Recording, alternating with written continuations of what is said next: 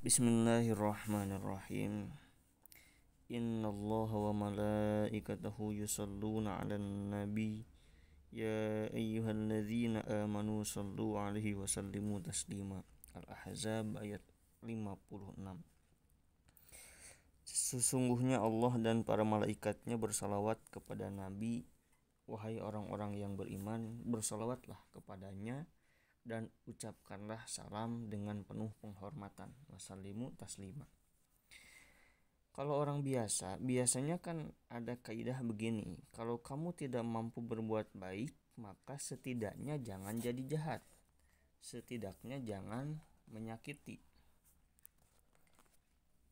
Atau begini, oke, biasanya Allah sudah memaklumi, bahkan mengapresiasi kita hanya dengan kita tidak zalim, menahan nafsu untuk tidak berbicara kotor, pahala besar. Menahan nafsu untuk tidak berbuat jahat, pahala besar. Tidur demi meninggalkan maksiat, pahala besar. Hanya seperti itu saja Allah sudah mengapresiasi kita kan. Kata Allah, wa amma man khafa maqama rabbih wa nahan nafsa 'anil hawa fa innal jannata hiyal ma'wa. An-Nazi'at ayat 41 dan 40 dan 41. Takut Allah, menahan nafsu itu fa innal jannata hiyal ma'wa, bakal masuk surga. Qala inni ja'iluka lin-nasi imama, qala wa min dzurriyyati, qala la yanalu ahdiz zalimin. Surat Al-Baqarah 124. Saat Allah mengangkat Nabi Ibrahim menjadi pemimpin, beliau berkata, keturunanku juga ya Rabb. Allah menjawab, yang zalim enggak. Artinya yang tidak zalim iya, hanya sekedar gak zalim, tidak harus soleh. Asal tidak zalim, maka masuk. Ini ja'il qalinasi imama, menjadi imam. Begitu juga santri pondok pesantren misalnya, hanya dengan tidak pernah melanggar sama sekali, itu sudah sesuatu yang sangat membanggakan bagi gurunya, bagi kiainya, sangat diapresiasi. Padahal hanya tidak melanggar. Tapi kaidah ini tidak berlaku jika urusannya dengan Rasulullah SAW. Kamu tidak boleh sekedar tidak jahat kepada beliau. Kamu tidak boleh sekedar diam. Tidak boleh sekedar tidak menyakiti. Tidak boleh sekedar tidak melakukan apa-apa. Tidak boleh sekedar tidak melanggar larangan beliau. Itu bukan yang diinginkan Allah dalam hubunganmu bersama nabimu. Allah tidak ingin umat ini sekedar tidak pernah bermaksiat kepada Rasulullah. Allah tidak ingin umat ini sekedar tidak berdurhaka, tidak durhaka kepada beliau. Yang Allah inginkan dari kamu itu lebih besar dari itu, yaitu harus ada kebaikan kamu yang sampai kepada beliau. Harus ada persembahan kepada beliau. Tidak boleh tidak. Untuk Rasulullah kita harus berbuat sesuatu. Nah, aslinya apapun boleh kita persembahkan untuk beliau. Entah itu hadiah yang hanya bisa dilakukan para sahabat berarti, atau entah itu misalnya bentuk pesantren, majelis ilmu, majelis zikir, atau apapun yang intinya merupakan bentuk persembahan kita terhadap beliau. Apapun yang intinya merupakan bentuk persembahan kita terhadap beliau dan ajaran beliau, atau entah itu ketaatan yang dilandasi ikut panduan Rasulullah SAW. Falladzina amanu bihi wa azzaruhu wa nasaruhu wattaba'un nural ladzi unzila ma'ahu ulaika humul muflihun. Al-A'raf. Lalu qul in kuntum tuhibbunallaha fattabi'uni yuhibbukumullah wa yaghfir lakum dzunubakum wallahu ghafurur rahim. Ali Imran 31. Tapi ada satu hal yang sangat Allah minta untuk kita lakukan dalam rangka memberikan persembahan kepada Nabi ini. Bahkan ini yang lebih utama dibanding persembahan lain. Sampai-sampai cara Allah mempromosikan persembahan ini, dia promosikan bahwa dirinya sendiri melakukan persembahan itu untuk beliau. Malaikatnya melakukan persembahan itu untuk beliau. Oleh sebab itu, ia berfirman innallaha wa malaikatahu yusalluna 'alan nabi ya ayyuhalladzina amanu sallu 'alaihi wa sallimu taslima. Sekarang coba kita lihat ayat selanjutnya. Sejak awal sebenarnya awal surat ini Allah hanya berbicara tentang kemuliaan sang Rasul. Coba saja dibaca surat Al-Ahzab. Nah, di ayat selanjutnya, innalladzina yu'dzunallaha wa rasulahu la'anahumullahu fid dunya wal akhirati wa a'adda lahum 'adzaban muhina. Walladzina yu'dzunal mu'minina wal mu'minati bighairi maktasabu faqad ihtamalu buhtanan wa itsman mubina. Tentang menyakiti Allah dan Rasul, lalu dilanjut dengan tentang menyakiti orang lain yang mukmin. Artinya apa? Seakan-akan dua ayat ini mengatakan, jika menyakiti orang mukmin saja bahayanya seperti itu, apalagi menyakiti Rasulullah, yang mana menyakiti beliau sama dengan menyakiti Allah. Jadi kalau ada orang yang seakan-akan anti selawat, lalu dengan tinggi hati mengatakan, yang penting aku Islam, pokoknya aku iman sama Nabi, pokoknya Nabi itu Masya Allah, sudah, yang penting gak maksiat, gak durhaka sama beliau, ya sudah. Bukan ini yang Allah inginkan justru. Kenapa? Karena kanjeng Nabi terlanjur berbuat sesuatu untuk kita. Seandainya ada orang yang berbuat baik kepada kita, maka syariat memutuskan bahwa kita wajib membalas kebaikan tersebut dengan cara yang sama atau bahkan lebih. Wa idza huyyitum bi tahiyyatin fahayyu bi ahsana minha aw rudduha. An-Nisa 86. Hal jazaul ihsan illal ihsan. Ar-Rahman 60. Lilladzina ahsanul husna wa ziyadah. Yunus 26. Dari situ juga dipahami bahwa mengawali salam itu sunnah, tapi menjawab salam hukumnya wajib. Dari situ juga berbakti kepada orang tua wajib, karena mereka terlanjur memberimu nikmat terbaik, yaitu kamu ada. Bayangkan kalau kamu gak ada, ya gak bisa membayangkan apa-apa.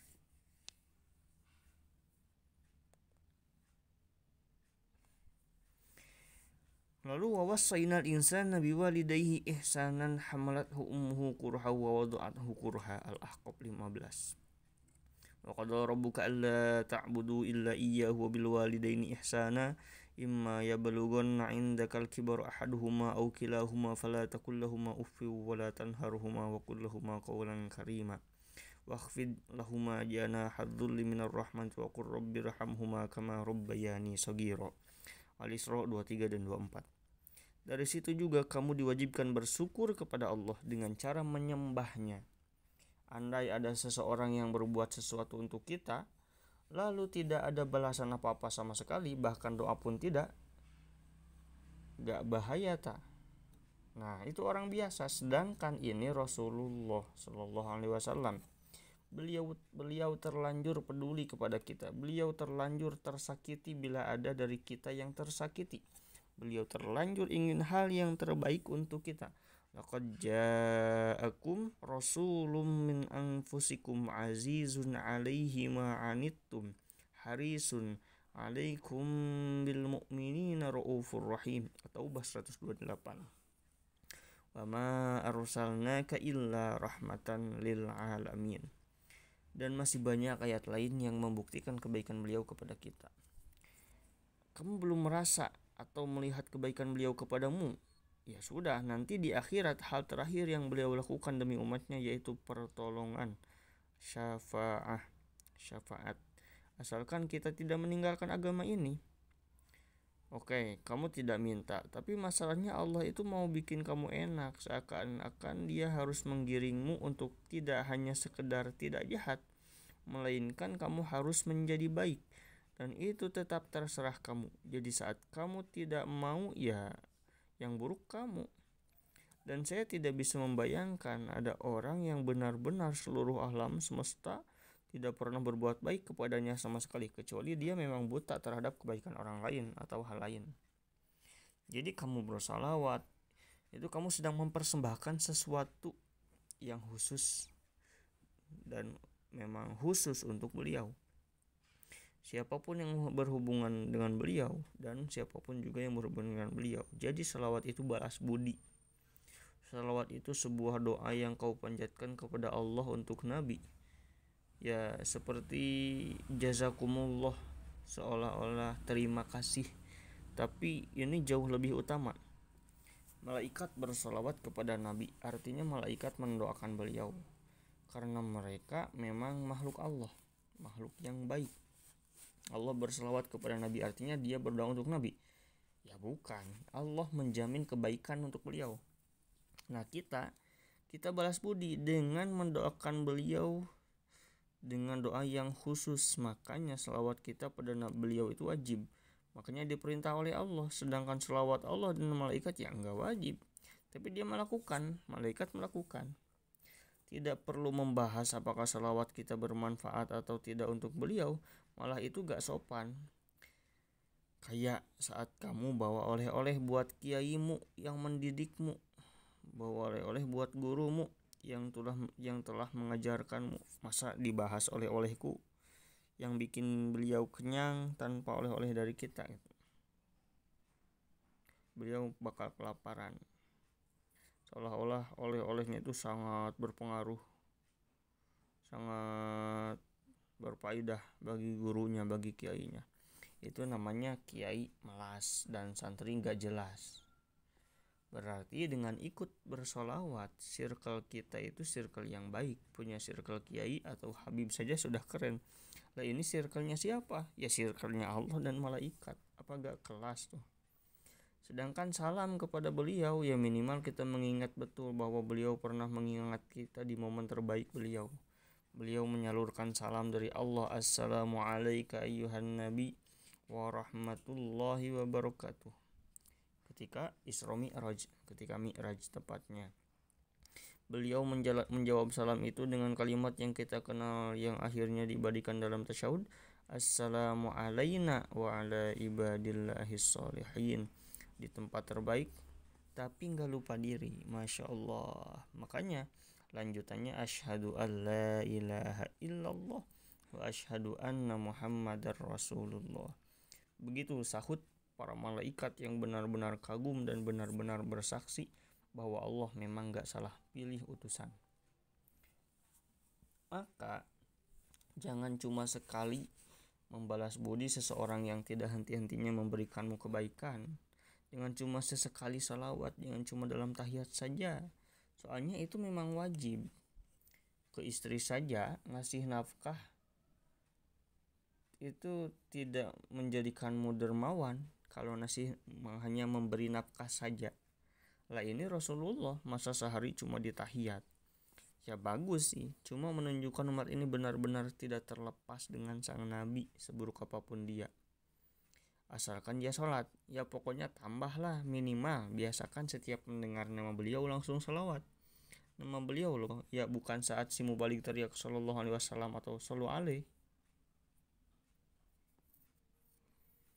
Nulis nama beliau, sholawat. Baca nama beliau, sholawat. Ada kisah menakjubkan tentang ulama atau wali, sholawat. Pengen sholawat, mau doa sholawat. Sebelum selesai doa sholawat, masuk masjid sholawat. Banyak yang mengajarkan seperti itu. Intinya sholawat mengajarkan kita untuk membiasakan berbalas budi, berbuat sesuatu untuk orang lain, dan berlaku baik untuk orang lain. Kalau kita suka sholawatan tapi akhlak masih gini-gini terus, jangan-jangan kita terhalangi maksud utama dari bersolawat ini. Na'udzubillahi min dzalik. Walhasil, mungkin kita tidak bisa selalu mendahului berbuat baik kepada orang lain, tapi setidaknya jangan sampai kita tidak mampu membalas kebaikan mereka, meski hanya dengan doa. Semoga berkat sholawat kita bisa sekalian mempersembahkan hal lain yang biasa dipersembahkan oleh para sahabat kepada beliau semasa hidup beliau, yaitu membantu agama beliau, menyebarkan ilmu beliau, memviralkan akhlak beliau, memuji-muji beliau, bikin syair tentang beliau, tidak menyebarkan provokasi dan semacamnya demi kesakralan apa-apa yang telah dibawa oleh beliau. Karena itu makna sejati dari sholawat. Amin. Allahumma sholli ala sayyidina Muhammadin wa ala alihi wa sahbihi ajma'in.